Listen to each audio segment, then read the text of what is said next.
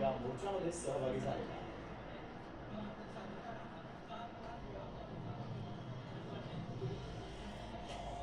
आश्वासनं देणार नाही तर काहीतरी ठोस स्वरूपात देईल, पण मग प्रत्येक वेळेस आमचा थोडासा म्हणजे विश्वास उडत जातोय. पण ह्यावेळेस तरी वाटतं की सरकारने आमच्या कायमस्वरूपी प्रश्न मिटवावा. हा पायाला फोड आला का मग कोणाला सांगायचं? आमच्या मागण्या पूर्ण करण्यासाठी आम्ही काही बी झाला, पायाला रक्त निघाले, हे झालं तर त्रास झाला तरी आम्ही तिथं जाऊ शकतोय.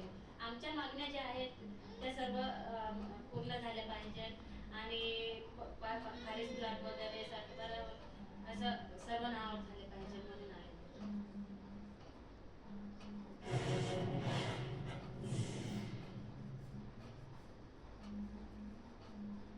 मुख्यमंत्री देवेंद्र फडणवीस जिल्हा परिषद निवडणुकीसाठी मैदानात उतरणार आहे. ते राज्यामध्ये 12 प्रचार सभा घेणार आहेत.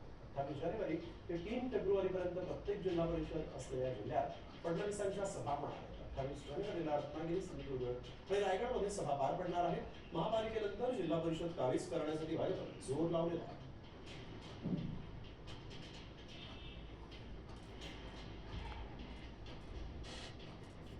सांगली जिल्हा परिषद निवडणुकीमध्ये भाजपला 10 जागाही मिळू देणार नाही असा विश्वास खासदार विशाल पाटील यांनी व्यक्त केला आणि यावरून मंत्री चंद्रकांत पाटलांनी विरोधकांना खोचक सल्ला दिला आहे.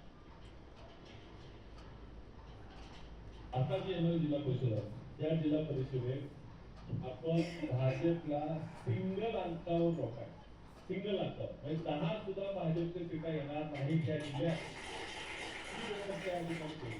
जिथं त्यांचे उमेदवार निवडून मागच्या आलेले त्या त्या ठिकाणी जोरदार फिटिंग लागल्यामुळे त्यांची या ठिकाणी येणार नाही. शेतकरी खुश 12,000 रुपये वर्षाला, दिदी खुश 18,000 रुपये वर्षाला, शेतकरी खुश, उसाला भाव मिळाला.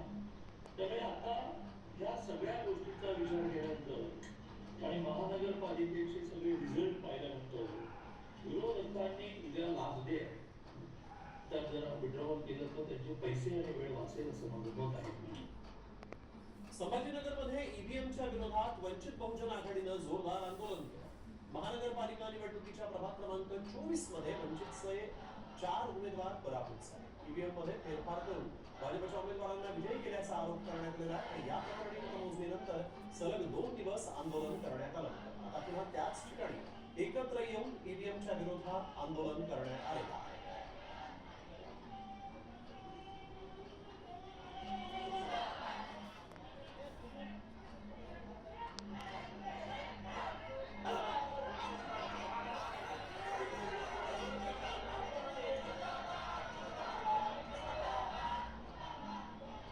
निवडणूक आयोगानं आमचा प्रभाग क्रमांक 24 पॅनल विजय घोषित केलं होतं.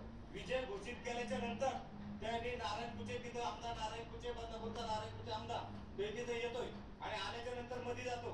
मध्ये जातोय. मध्ये गेल्याच्या नंतर तिथं जे निवडणूक अधिकारी होते गरुड साहेब म्हणून त्यांच्या हस्तांदोलन करतात. त्यांना ते तिथं शुभेच्छा देतात का तुमचं पॅनल आम्ही घोषित करणार आहोत.